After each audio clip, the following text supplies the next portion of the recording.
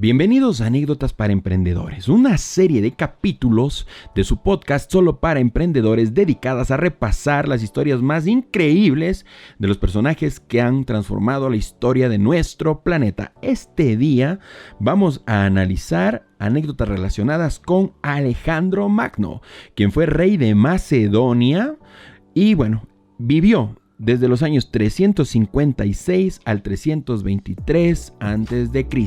Desde la ciudad de Quito, capital de la República del Ecuador, un servidor, Fernando Dalgo Ballesteros, para todos los emprendedores de Latinoamérica y el mundo, presentamos un nuevo episodio de nuestra serie Anécdotas para Emprendedores. Sobre Alejandro Magno se ha escrito y se ha dicho demasiado a lo largo de la historia. Y no es para menos, porque es uno de esos personajes supremos que definitivamente transformaron la historia para siempre. Ahora les voy a contar algunas anécdotas de este personaje de todos los tiempos. La primera se titula Alejandro y Diógenes. Se cuenta que Alejandro Magno, en una de sus campañas guerreras, se encontró con Diógenes, que tomaba el sol tranquilo y medio desnudo a la orilla de un río. Alejandro, que no en vano había tenido como tutor al mismo Aristóteles y respetaba y secretamente envidiaba su sabiduría, había oído hablar de Diógenes, el filósofo que vivía en un tonel, y aprovechó la ocasión para acercarse a él en persona y conversar con él humildemente, volviendo a ser por un rato discípulo en medio de su gloria militar. Con todo, no podía hacer esperar mucho tiempo a sus tropas y al fin hubo que despedirse del filósofo.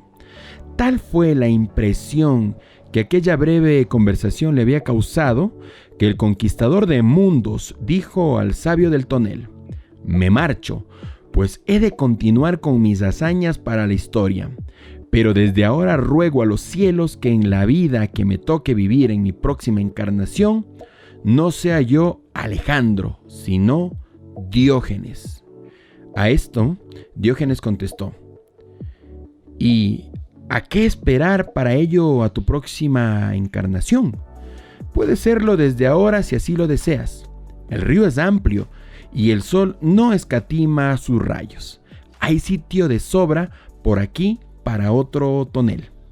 Y volvió a tumbarse al sol mientras Alejandro montaba en su caballo. Muchas veces se ha dicho que el hombre es el animal de las dilaciones. Difiere, aplaza, posterga. Los demás animales actúan al momento, reaccionan al instante, andan cuando quieren andar y descansan cuando quieren descansar.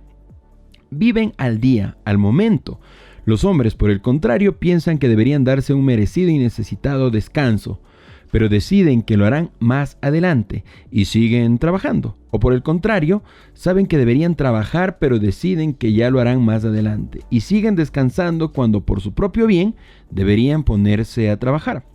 Acertar en lo que se debe dilatar y lo que debe hacerse de inmediato es un asunto importante, que no resulte que queremos cambiar, mejorar, liberarnos de los vicios que nos esclavizan, pero para la próxima reencarnación nos sucede entonces como Alejandro, que con una plegaria a los dioses lo arregla todo, acalla su conciencia y sigue con sus conquistas. En la práctica, mucha gente parece creer que la reencarnación, y no solamente en el Oriente.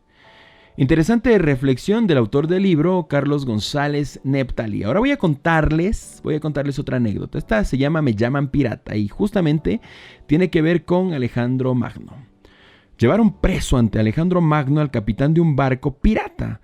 Alejandro le reprochó su conducta en los mares y el pirata le dijo: «Me llaman pirata porque solo tengo un barco.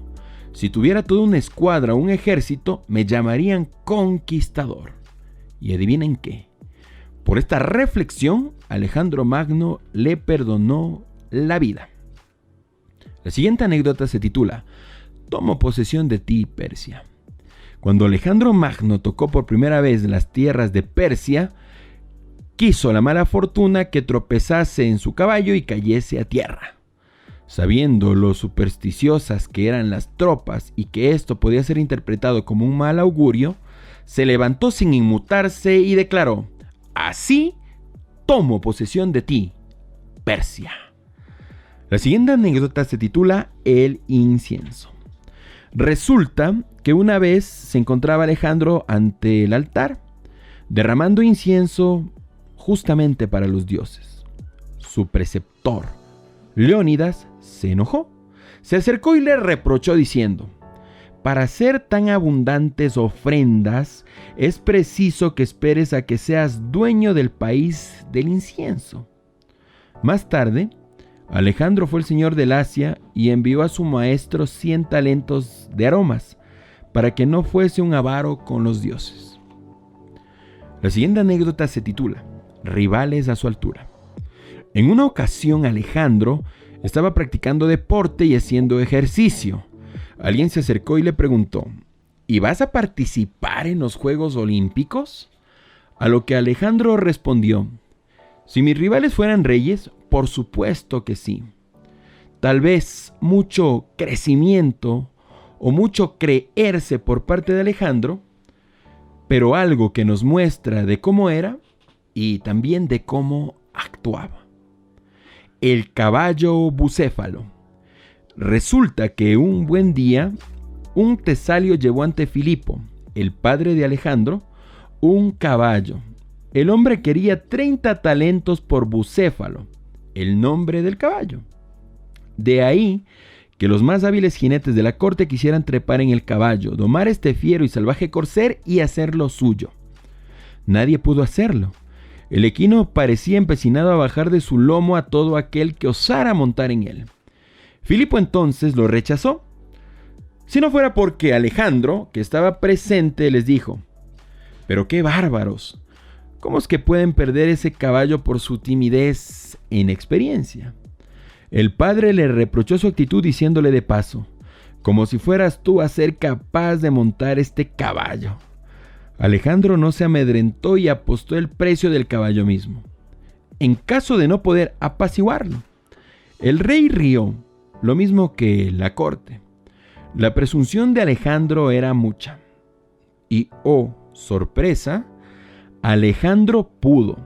Se acercó al caballo, empuñó las riendas, volvió la cabeza de éste hacia el sol, pues había observado que el noble corcel se asustaba hasta con su propia sombra. Luego le acarició, soltó su manto, dio un ágil brinco y montó en el corcel. Sujetó con fuerzas las riendas, paseó por los espacios y volvió a paso lento y tranquilo con un corcel agradecido. Vuelcan los aplausos y dicen los historiadores que Filipo, al verle, le dijo a Alejandro: hijo mío, busca otros reinos. Macedonia, el que poseo, es muy pequeño para ti y sé que no podrá satisfacerte. Pasaron los años y surgieron desavenencias entre padre e hijo. Filipo se apartó de Olimpias para casarse con una bella mujer llamada Cleopatra. Alejandro continuó el pleito contra su padre. Vino la boda de Filipo y Cleopatra. Filipo, bebió demasiado. Se abalanzó para reprocharle a Alejandro. Filipo cayó. Alejandro se volvió y les dijo: macedonios, he aquí el hombre que se preparaba para pasar de Europa a Asia, pero ni siquiera ha podido trasladarse de una mesa a otra. Así veía lamentablemente Alejandro a su padre. Un cuadro no muy digno que digamos, pues, como vemos, consistió en una burla recurrente hacia su progenitor. Finalmente les quiero contar una anécdota titulada Generosidad. A Alejandro Magno, uno de sus generales intentó convencerle de que no fuera tan generoso, porque se iba a quedar sin nada. El rey reprochó al general su egoísmo, argumentando que no es más rico quien más ahorra, sino el que mejor uso le da a sus riquezas. Queridos emprendedores, queridas emprendedoras, cuéntenme qué les ha parecido esta serie de anécdotas relacionadas con el buen Alejandro Magno. A mí me fascina. Me fascina, por ejemplo, su personalidad, ¿no? Un hombre que todo el tiempo tenía aspiraciones increíbles. Muchos lo hubieran catalogado, por ejemplo, de engreído, ¿sí? Otros de una persona enferma de ambición. Finalmente, él nos demostró a nosotros, a todos los seres humanos de todos los tiempos, que las ambiciones se encuentran en la medida de la persona. y él con sus acciones demostró que sus ambiciones estaban directamente relacionadas con su visión de ser humano extraordinario.